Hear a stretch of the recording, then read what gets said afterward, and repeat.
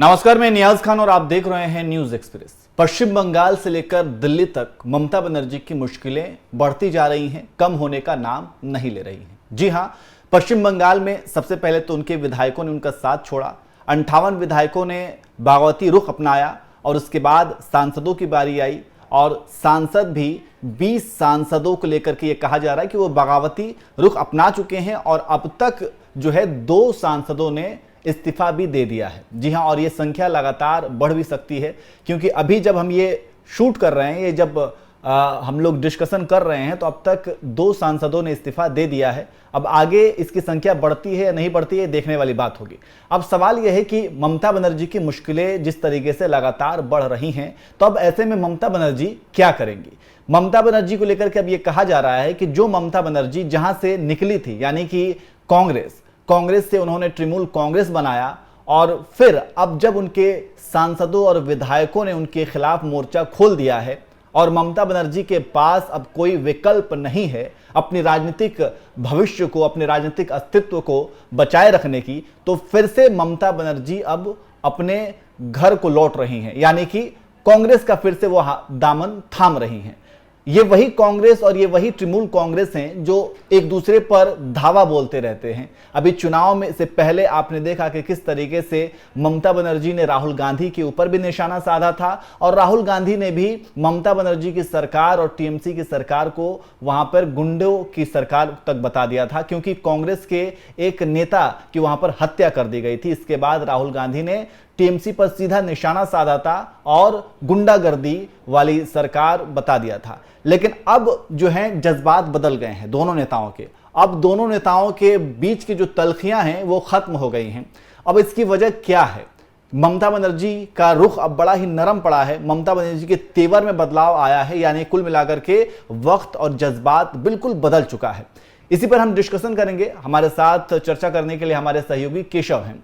केशव, जिस तरीके से ममता बनर्जी के तेवर में बदलाव दिख रहे हैं और ये कहा जा रहा है कि ममता बनर्जी जहां से गई थी फिर से वो वहीं पे आ गई हैं, क्योंकि कांग्रेस कहीं ना कहीं उनके लिए अब डूबते तिनके को सहारा देने जैसा है। देखिए, ममता बनर्जी के लिए बैक टू पवेलियन वाली बात हो गई है, यानी कि जहां से वो निकल के गई थी फिर से वहीं आ गई। कहते हैं ना, back to the square one. यानी कि ममता बनर्जी ने कांग्रेस से बगावत करके, कांग्रेस को तोड़ करके अलग पार्टी बनाई थी, ये कहते हुए कि सब मतलब जो है उनका वहां नहीं चलता है, लेफ्ट की सरकार उखाड़नी है। जो भी उनकी कस्में खाई थी उन्होंने वहां पे वामपंथ को उखाड़ने को लेकर के।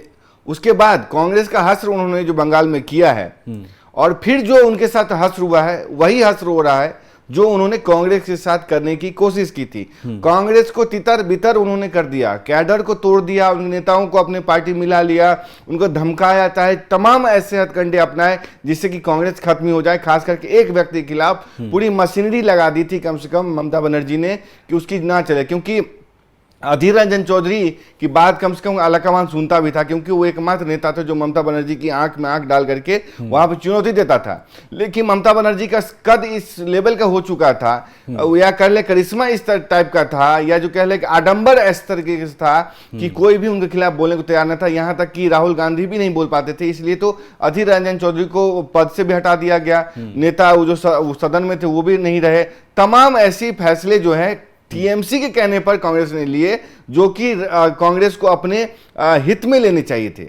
लेकिन जब कांग्रेस टीएमसी जो है समझिए कि टूट फूट का शिकार हो गई है और उसके सांसद टूट गए हैं। जब तक हम ये रिकॉर्ड कर रहे हैं वीडियो, उस समय तक 2 राज्यसभा सांसद इस्तीफा दे चुके हैं। आज सुखेंदु शेखर राय राज्यसभा सांसद थे, उन्होंने इस्तीफा दे दिया। सुष्मिता देव ने इस्तीफा दे दिया, जो कि पूर्व में कांग्रेस की रही हैं। जाहिर सी बात है कांग्रेस से लिंकेजेस हैं, तो अब जब कांग्रेस और टीएमसी में कोई मामला ही नहीं रहेगा तो जाहिर सी बात है क्यों टीएमसी में जाएंगी, क्यों टीएमसी की बनकर रहेंगी? आखिर आइडियोलॉजी तो कांग्रेस ही है। तो 2 राज्यसभा सांसद उनको निकल गए, क्योंकि 16 सांसद हैं टोटल बंगाल में राज्यसभा के, जिसमें से 13 टीएमसी के हैं, जिसमें से 2 निकल के 11 बचे। जहां तक लोकसभा के नंबर्स की बात है, उसमें से 28 सांसद हैं। एक का देहावसान हो गया था, नूरुल इस्लाम का, बसीरहाट के सांसद थे, तो उसके बाद चुनाव नहीं हो पाया वहां पे बाई इलेक्शन, चूंकि केस कोर्ट में है। कोर्ट में चल रहा है। हाँ। तो अब 28 है, 28 में से 20 तो ऑन पेपर समझिए कि एक तरीके से टूट चुके हैं, बागी हो चुके हैं। ये कोई हम अनुमान नहीं लगा रहे हैं, उनकी तस्वीरें भी सामने आ गई। ये तब हुआ जब ममता बनर्जी कॉन्स्टिट्यूशन क्लब में बैठक कर रही थी इंडिया ब्लॉक की, और तमाम खबरें आ रही थी किस तरीके से एकजुटता प्रदर्शित की जाए और किस तरीके से ममता बनर्जी खुद को प्रोजेक्ट कर रही थी कि उनको कन्वीनर बनाया जाए। किसका?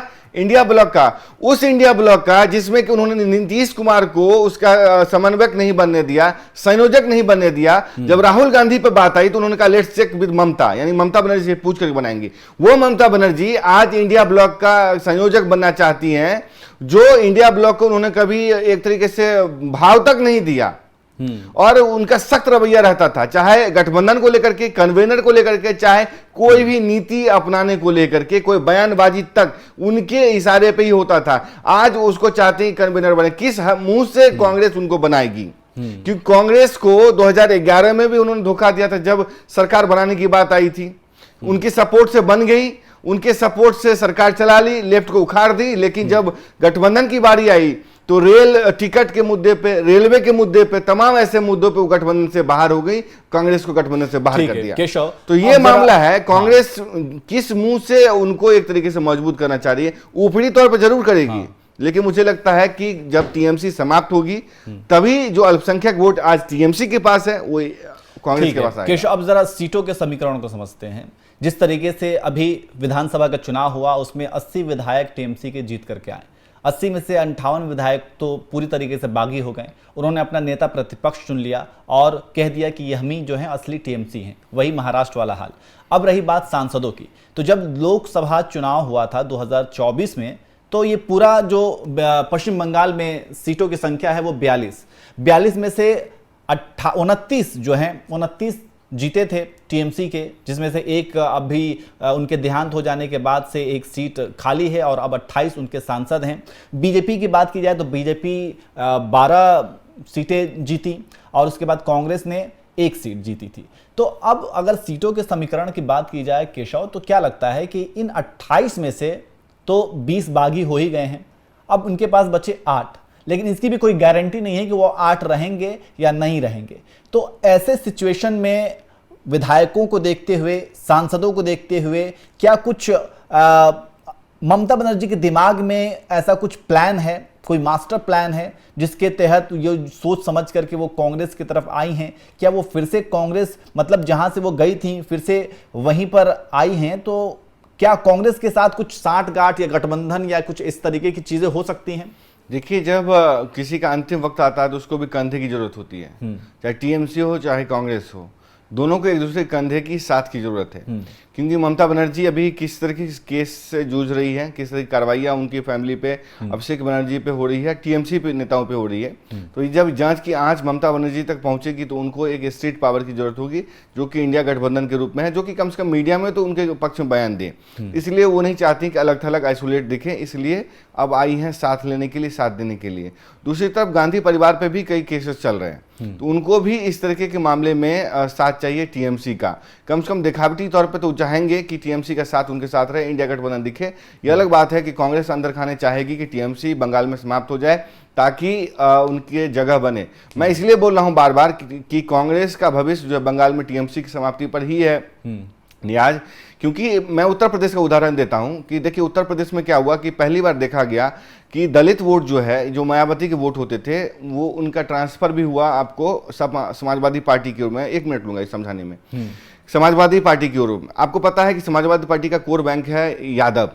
तो यादवों जहां पे रहेंगे वहां पे मायावती के वोट बैंक का ट्रांसफर नहीं होता है और समाजवादी पार्टी को कितना भी कर लो वोट नहीं मिलता था। लेकिन जो वोट का ट्रांसफर हुआ था 2024 में, वो कांग्रेस की मौजूदगी की वजह से ही रहा। वो दलित वोट बैंक जो मायावती का है वो कांग्रेस के ऐतिहासिक रूप से वोट बैंक रहा था। तो जाहिर सी बात है एक इतिहास रहा है, कांग्रेस राष्ट्रीय पार्टी है और राहुल गांधी का जो नैरेटिव था उसकी वजह से वो वोट बैंक शिफ्ट हो गया समाजवादी पार्टी के रूप में। जहां तक मुसलमान वोट बैंक की बात है तो देश में मुसलमान जो कांग्रेस को एज ए अल्टरनेटिव के तौर पर देखता है जो बीजेपी को हरा सकती है। इस लिहाज से अगर टीएमसी वहां पे हटती है, टूटती है, तो मुसलमान अल्टरनेटिव के तौर पे सीपीएम को नहीं जाएंगे, बीजेपी को भी नहीं देंगे, वो कांग्रेस को देंगे, जो कि न सिर्फ राज्य में एक तरीके से मजबूत विपक्ष की भूमिका में आएगी, बल्कि इसी बहाने केंद्र में भी कांग्रेस को जो है सरकार बनाने में महत्वपूर्ण भूमिका मिलेगी, जो अब तक की टीएमसी को वोट देते आए हैं। इस लिहाज से कांग्रेस की नजर जो है वो मुस्लिम वोट बैंक पे है। कम से कम 30 सीटें इस तरीके से हैं जहां पे कि अमल दखल रहता है, लोकसभा में भी और एक तरीके से कह लें विधानसभा में भी। तो कांग्रेस चाहेगी टीएमसी समाप्त हो जाए, उसके लिए यही है कि साथ मिला करके, इसमें ये कहते थे, बेनजीर भुट्टो का एक उदाहरण दूंगा, जब वो बाहर से आती हैं तो उनसे पूछता है कि ये तो हमारे विरोधी हैं, इनको हमारे साथ क्यों रखे हैं। तो बेनजीर भुट्टो ने कहा था कि क्या चाहते हो कि हम अपने दुश्मन खुला छोड़ दें ताकि वो भी हमारे खिलाफ साजिश 24 घंटे रचते रहे, या हमारे आंख के सामने होना चाहिए। तो राहुल गांधी की रणनीति यही है कि ममता बनर्जी को अपने साथ रखो ताकि हमारे पक्ष में भी बयान देती रहे और इनको समाप्त भी किया जा सके। कांग्रेस उसी समझिए धारणे पर चलेगी, क्योंकि उनको भूले नहीं है कि कांग्रेस के साथ ममता बनर्जी ने क्या किया था। ठीक है, तो कुल मिलाकर के अगर दीदी कांग्रेस की तरफ फिर से आई हैं तो इसके पीछे भी कुछ ना कुछ मास्टर प्लान ही होगा, क्योंकि ये राजनीति है और सियासत में कोई किसी का साथ नहीं देता जब तक कि उसका अपना स्वार्थ ना जुड़ा हो, जब तक कि उसे फायदा ना मिल रहा हो। तो अगर कांग्रेस की बात की जाए या फिर तृणमूल कांग्रेस की बात की जाए, अगर दोनों एक दूसरे को सपोर्ट कर रहे हैं तो इसके पीछे जरूर कुछ ना कुछ प्लान होगा और उसी प्लान को वो अंजाम तक देंगे। लेकिन तृणमूल कांग्रेस को लेकर के बात वही है कि ममता बनर्जी अब सारी अपनी उनके राजनीतिक भविष्य, राजनीतिक अस्तित्व पर अब सवाल खड़े हो रहे हैं और लगातार उनके नेता उनका साथ छोड़ करके जा रहे हैं। अब सीटों के समीकरण को भी किस तरीके से ये मैनेज करती हैं और किस तरीके से अपने सांसदों को रोक पाती हैं, नहीं रोक पाती हैं, या फिर क्या कुछ कांग्रेस के साथ मिल करके करती हैं, ये देखने वाली बात होगी। वैसे आपको क्या लगता है, आप भी कमेंट करके ज़रूर बताइए।